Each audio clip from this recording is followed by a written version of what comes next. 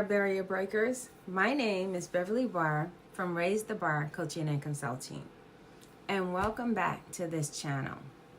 On this channel, we are about empowering women of color in government. This channel is dedicated to BIPOC and other people who may be overlooked and underestimated, and who are seeking to find their voice in the professional world.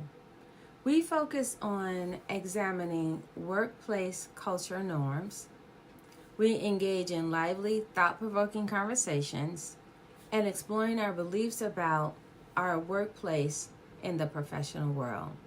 You're a barrier breaker because you're just not pushing past boundaries, you're shattering them. You're challenging the status quo and rewriting the narrative.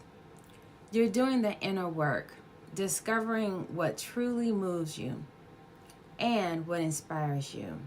And that's powerful because when you understand what fuels your drive, you unlock the ability to inspire and uplift others. So today, we're diving into a question that many of us has asked ourselves at some point in our careers. Can we truly bring our whole selves to work? Is it possible to be fully authentic in the workplace? Or are we forced to hide parts of who we are to fit in? If you've ever struggled with this, or you're just curious about how authenticity impacts the work environment, we're going to break down the pros and the challenges and whether full authenticity is achievable in today's professional world. First, let's clarify what we mean by bringing your whole self to work. This concept encourages employees to, number one, share their true personalities, express their values, their quirks, and their culture. Be open about their personal lives to some extent. Voice their opinions and ideas freely and show their vulnerabilities.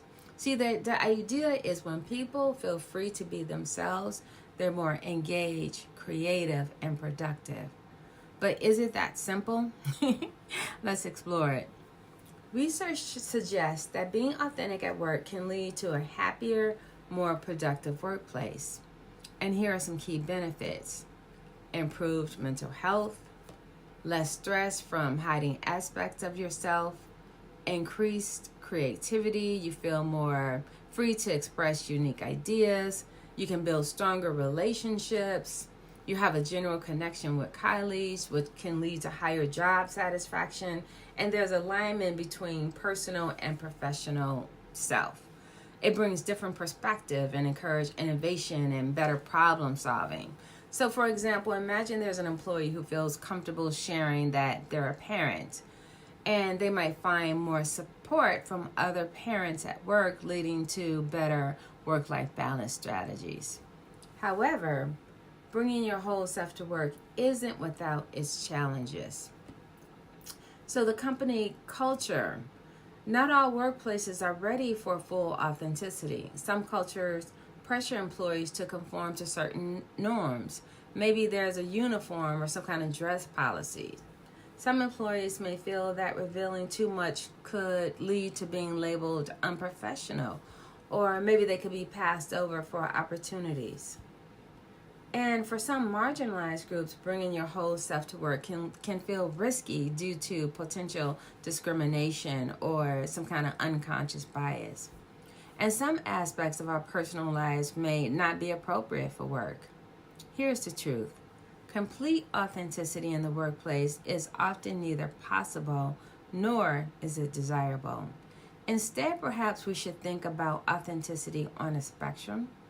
Most of us will fall somewhere in the middle, and our position might change depending on the specific work environment, our role and the level in the organization that we hold, or the topic or situation at hand, and the relationships we have with colleagues.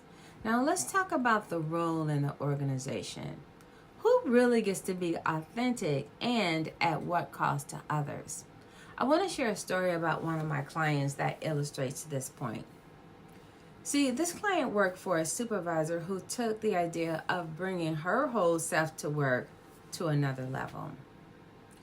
The supervisor constantly shared personal stories with this client, everything from issues with her adult children to her struggles with mental health. And my client felt trapped. She couldn't simply say to her supervisor, "Hey, I don't want to hear about your personal problems." She couldn't express that while she was sympathetic to these personal disclosures, they were hindering her work output. And this situation raises some important questions to these personal. Is it truly authenticity if it's forced upon others? How do we balance personal expression with professionalism? What about the authenticity and comfort of those on the receiving end? So how can we be authentic while still maintaining professionalism? Here are some strategies. Know your boundaries. Decide which aspects of yourself you're comfortable sharing and which you prefer to keep private. Authenticity doesn't mean oversharing, and especially if and when there's a power dynamic. Practice empathy. Consider how your authentic expression might impact others. Find ways your authentic self aligns with your organization's mission and its values. Authenticity is about being true to yourself across different situations. Seek supportive environments. Look for workplaces that walk the talk, that truly value diversity and inclusion. And then organizations can also play a role in how much employees can bring their whole selves to work too.